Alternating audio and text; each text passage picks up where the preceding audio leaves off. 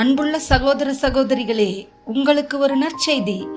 நாம் வரவிருக்கும் 2025ஆம் ஆண்டு ஜனவரி 1 365 நாட்களுக்கும் 365 தலைப்புகளின் கீழ் வேத வசனங்களை வாசித்து பகிர இருக்கிறோம். நீங்கள் இதை அனுதினமும் கேட்டு தியானித்து ஆசீர்வாதத்தை பெற்றுக்கொள்ளுமாறு கேட்டுக்கொள்கிறோம். அது மட்டுமல்ல, இதை சப்ஸ்கிரைப் செய்து உங்கள் நண்பர்களிடமும் பகிர்ந்து கொள்ளுமாறு அன்புடன் கேட்டுக்கொள்கிறோம். நன்றி.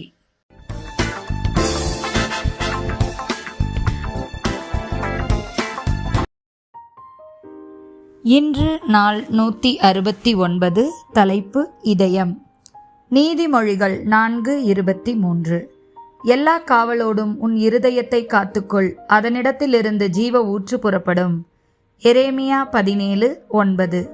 எல்லாவற்றை பார்க்கிலும் இருதயமே திருக்குள்ளதும் மகா கேடுள்ளதுமாயிருக்கிறது, அதை அறியத்தக்கவன் யார்? சங்கீதம் 51:10. தேவனே, சுத்த இருதயத்தை என்னில் சிருஷ்டியும், நிலைவரமான ஆவியை என் உள்ளத்திலே புதுப்பியும். எசேக்கியேல் 36:26. உங்களுக்கு நவமான இருதயத்தை கொடுத்து உங்கள் உள்ளத்திலே புதிதான ஆவியை கட்டளையிட்டு கல்லான இருதயத்தை உங்கள் மாம்சத்திலிருந்து எடுத்து போட்டு சதையான இருதயத்தை உங்களுக்கு கொடுப்பேன். மத்தேயு 5:8. இருதயத்தில் சுத்தமுள்ளவர்கள் பாக்கியவான்கள், அவர்கள் தேவனை தரிசிப்பார்கள்.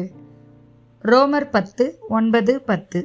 என்னவென்றால், கர்த்தராகிய இயேசுவை நீ உன் வாயினாலே அறிக்கையிட்டு தேவன் அவரை மரித்தோரிலிருந்து எழுப்பினார் என்று உன் இருதயத்திலே விசுவாசித்தால் ரட்சிக்கப்படுவாய். நீதி உண்டாக இருதயத்திலே விசுவாசிக்கப்படும், ரட்சிப்புண்டாக வாயினாலே அறிக்கை பண்ணப்படும். நீதிமொழிகள் 3:5.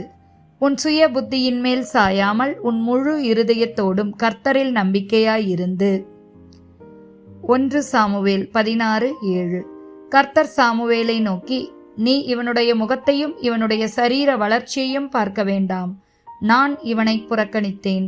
மனுஷன் பார்க்கிறபடி நான் பாரேன், மனுஷன் முகத்தை பார்ப்பான், கர்த்தரோ இருதயத்தை பார்க்கிறார் என்றான்.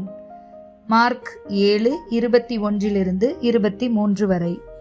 எப்படியெனில், மனுஷருடைய இருதயத்திற்குள்ளிருந்து பொல்லாத சிந்தனைகளும் விபச்சாரங்களும் வேசித்தனங்களும் கொலைபாதகங்களும் களவுகளும் பொருளாசைகளும் துஷ்டத்தனங்களும் கபடும் காம விகாரமும் வன்கண்ணும் தூஷணமும் பெருமையும் மதிகேடும் புறப்பட்டு வரும். பொல்லாங்கானவைகளாகிய இவைகளெல்லாம் உள்ளத்திலிருந்து புறப்பட்டு மனுஷனை தீட்டுப்படுத்தும் என்றார். மார்க் 12:30-31. உன் தேவனாகிய கர்த்தரில் உன் முழு இருதயத்தோடும் உன் முழு ஆத்துமாவோடும் உன் முழு மனதோடும் உன் முழு பலத்தோடும் அன்பு கூறுவாயாக என்பதே பிரதான கற்பனை.